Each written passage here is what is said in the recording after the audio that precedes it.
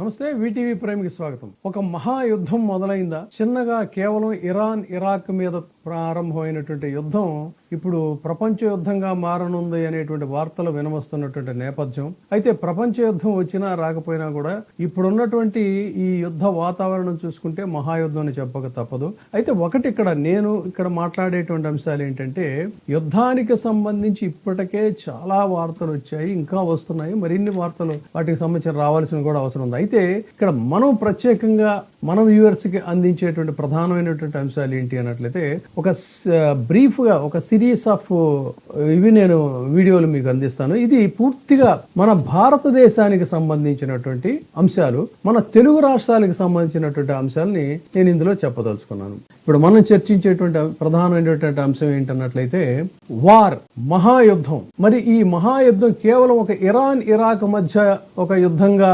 అనుకున్నటువంటి ఇది ఆకస్మికంగా మరి ఒక్కసారిగా ఇరాన్ అటు విరుచుకుపడతాం, ఇరాన్ మీద ఇటు విరుచుకుపడతాం, దేశాలు ఎప్పటికప్పుడు ఊహించినటువంటి విధంగా ఒకవైపు కొన్ని దేశాలు యూరప్ కంట్రీస్ కి ఒకవైపు ఇవన్నీ కూడా వచ్చేసరి వాటన్నిటి జోలికి మనం వెళ్లకుండా ఆ మహాయుద్ధం యొక్క ఎఫెక్ట్ భారతదేశం మీద ఎలా ఉంటుంది అని చూసుకున్నట్లయితే భారత భవిష్యత్తు మీద ఖచ్చితంగా ఈ యుద్ధ నీలి నీడలు అనేటువంటివి చూపిస్తే, ప్రధానంగా ఆర్థిక వ్యవస్థపై ఈ యుద్ధం అనేటువంటిది ఒక విఘాతం. ప్రత్యేకంగా మనం డైరెక్ట్ వార్ అనేది మన మీద లేకపోయినప్పటికీ కూడా ఇది డాలర్ కోరల్లో రూపాయి ఖచ్చితంగా విలవిలలాడిపోయేటువంటి పరిస్థితి ఉంది.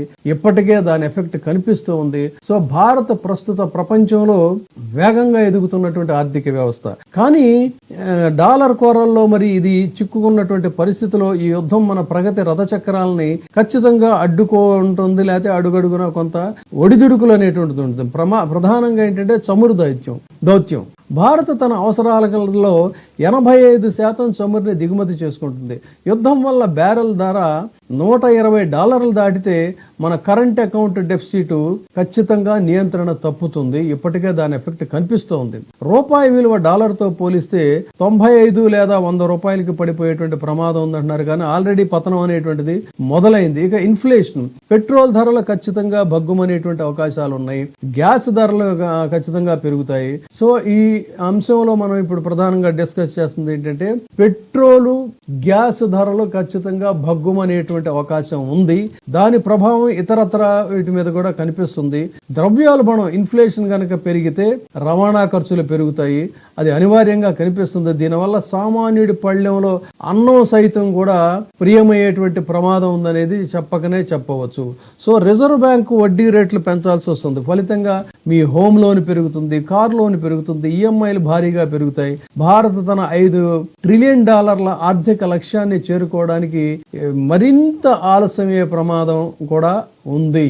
ఇది దీనికి సంబంధించినటువంటి ప్రధానమైనటువంటి అంశాలు. కాబట్టి ఈ ఆర్థిక పెను సవాళ్లని ఇటు దేశంలో ఉండేటువంటి సామాన్య పౌరుడు సైతం ఎదుర్కోక తప్పదు. ప్రత్యేకించి దీనికి సంబంధించి అటు గ్యాస్ పెట్రోల్ ధరలు ఎప్పుడైతే పెరిగాయో ఆటోమేటిక్ గా రవాణా ఖర్చులు పెరుగుతాయి. ఈ రవాణా ఖర్చుల ప్రభావం మామూలుగా నిత్యావసర సరుకుల మీద కూడా ఖచ్చితంగా చూపిస్తుందంటే ధరలు పెరుగుతాయి.